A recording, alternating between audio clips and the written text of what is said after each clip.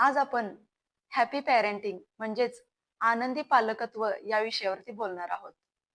पालकत्व म्हणजे फक्त मुलांना वाढवणं नाही, तर स्वतःलाही घडवत जाणं आहे. यावरूनच मला एक गंमत आठवते. ती गंमत तुमच्याशी शेअर करावीशी वाटली म्हणून. एक पोस्ट मी वाचत होते.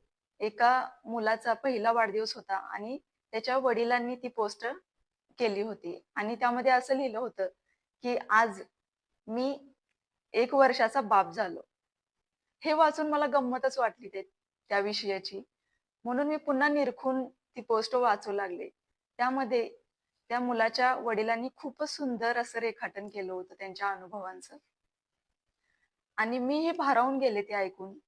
म्हटलं खरंच ह्या दृष्टिकोनानं आपण आपल्या पालकत्वाकडे कधी बघतच नाही. मलाही ॲज अ पॅरेंट आता असं वाटतं, की जसं-जसं आपलं मूल मोठं होत असतं, तसं पालक म्हणून आपणही अनुभवाने घडत राहतो. तुम्हाला याविषयी काय वाटतं? ते कमेंटमध्ये नक्की सांगा. चला तर मग आजच्या या सुंदर विषयाला सुरुवात करूया. हॅपी पॅरेंटिंग म्हणजे परफेक्ट पालक होणं नाही. कारण परफेक्ट पालक अस्तित्वातच नसतात.